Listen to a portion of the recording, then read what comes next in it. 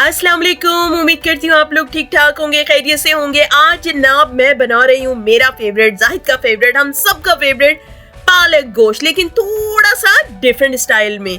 बहुत मजेदार बना जैसा कि आपको शक्ल से नजर आ रहा है। तो अब जरा सी भी देर किए बगैर शुरू करते हैं। इसके लिए जी डालेंगे देगची में सबसे पहले 3 से 4 टेबल स्पून इसमें मैं ऑयल डालूंगी। ऑयल गर्म हो जाए तो फिर उसके अंदर प्याज जाएगी। ये मैंने तकरीबन 3 अदद प्याज लिए हैं मीडियम साइज के, इनको काट लिया है। प्याज को मैंने सिर्फ गोल्डन ब्राउन करना है ताकि ये इतनी सॉफ्ट हो जाए कि जब मसाला बनाऊंगी मैं तो मसाले के साथ ये बिल्कुल उसमें मिक्स हो जाए, सालन में नजर ना आए। प्याज जी लाइट ब्राउन हो गया है, बस इतना ही ब्राउन करना है ताकि इसको बाद में सॉफ्ट होने में आसानी हो। और इस मौके पे यहाँ पे मैं डालूंगी इसमें ये 10 से 12 अदद जो है काली मिर्च के दाने, हाफ टेबल स्पून इसमें सफेद जीरा जाएगा, 1 बादियान का फूल, 1 तेजपात जाएगा और ये इतना सा बस आधा टुकड़ा जो है दालचीनी का जाएगा। इसको ज्यादा नहीं भूनना, बस हल्की सी खुशबू आने शुरू हो जाए तो इसके अंदर मैं अब गोश्त डाल के भूनूंगी। अब इसके अंदर जाएगा गोश्त।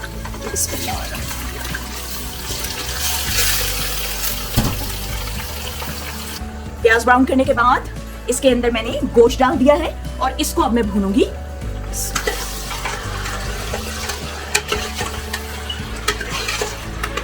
ये लैम्ब है और ये तकरीबन 1 किलो है। अब इसको मीडियम आंच पे मैं भूनूंगी कि थोड़ा सा गोल्डन हो जाए गोश्त। गोश्त जी मैंने भून लिया है अच्छी तरह से। अब इस मौके पे इसमें मैं डालूंगी 2 बड़े चम्मच अदरक लहसुन का पेस्ट, 1 चम्मच नमक, 1 बड़ा चम्मच रेड चिली पाउडर, आधा चम्मच पिसा हुआ सफेद जीरा, आधा चम्मच गरम मसाला, 1 चम्मच धनिया पाउडर, आधा चम्मच हल्दी। अब मैं इसको भून लूंगी अच्छी तरह से। गोश्त भुन गया है मसाले के साथ काफी अच्छे तरीके से और इस मौके पे मैं इसमें 2 मीडियम साइज के टमाटर स्लाइस करके वो डाल रही हूँ। इसको अच्छी तरह मैं तकरीबन 5 मिनट के लिए और भूनूंगी टमाटरों के साथ और उसके बाद मैं इसके अंदर थोड़ा सा पानी डाल के गलने के लिए गोश्त रख दूंगी। जब ज्यादा आपके पास टाइम हो, इनफ टाइम हो, जल्दी ना हो तो कोशिश करें प्रेशर कुकर के बगैर ही गोश्त को गलाएं ताकि उसकी ग़ज़ाइयत, खुशबू, शक्ल बरकरार रहे। प्रेशर कुकर में बनाने से आपको पता है कि 50% जो है जायका, शक्ल, वो सारा का सारा उसमें जाया हो जाता है। तो मेरे पास इनफ टाइम है तो इस वजह से मैं प्रेशर कुकर के बगैर इसको बनाऊंगी। टमाटर डाल के मैंने इसको भून लिया है। अब इस मौके पे मैं इसमें तकरीबन आधा कप पानी डालूंगी। पानी जो है ना, खाना पकाते हुए हमेशा याद रखिए कि गर्म या नीम गर्म पानी होना चाहिए। ठंडा पानी कभी भी खाने में मत डालिए। आप देखिए इसकी शक्ल, इसका रंग वैसे का वैसा बरकरार है, मैंने नीम गर्म पानी डाला है, तो ये बात हमेशा याद रखिए। बस जी अब इसमें मैंने पानी डाल दिया है और इसको तकरीबन मैं रखूंगी गलाने के लिए 20 से 25 मिनट के लिए। लैम्ब का मीट है इसलिए 20 से 25 मिनट में ये गल जाएगा। अगर आप बीफ पका रहे हैं तो उसको 40 to 50 मिनट्स लाजमी लगेंगे। और जनाब तकरीबन कोई 25 मिनट्स के बाद मैंने इसको देखा है और ये लग रहा है माशाल्लाह कि ये बिल्कुल गल चुका है गोश्त।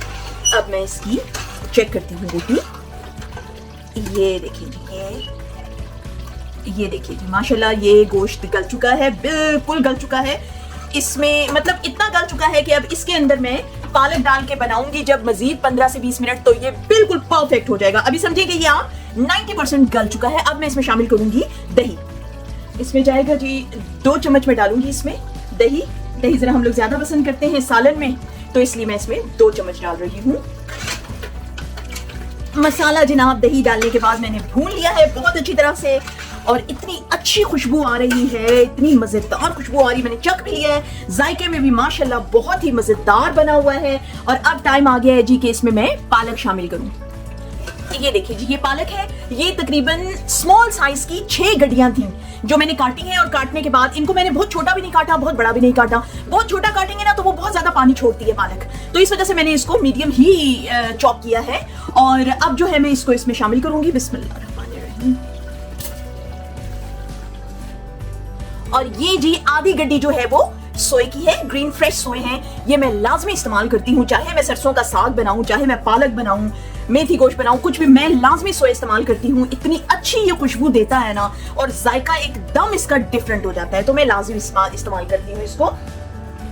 और उसके बाद डलेगी जनाब इसमें मेथी। ये मेथी मैंने बनाया था लास्ट टाइम, आलू मेथी बनाया था, तो थोड़ी सी मेथी बच गई थी, उसको मैंने फ्रीज कर लिया था, तो अब मैं ये इसमें शामिल कर रही हूँ। ये मैं लाजमी जी, ये दो चीजें मैं शामिल करती हूँ, सोया भी और मेथी भी पालक में लाजमी मैं शामिल करती हूँ।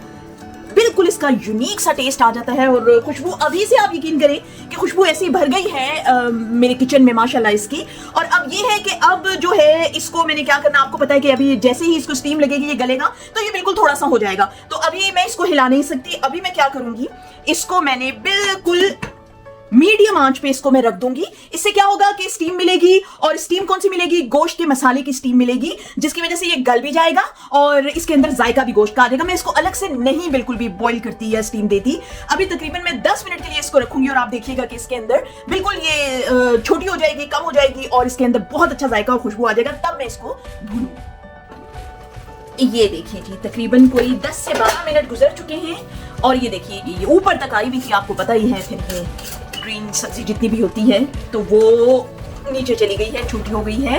और अब जो है मैं इसको भूनूंगी। अब इसकी भुनाई का वक्त है। ये देखिए काफी हद तक वैसे तो गल गई है, पालक भी, मेथी भी, सोया भी।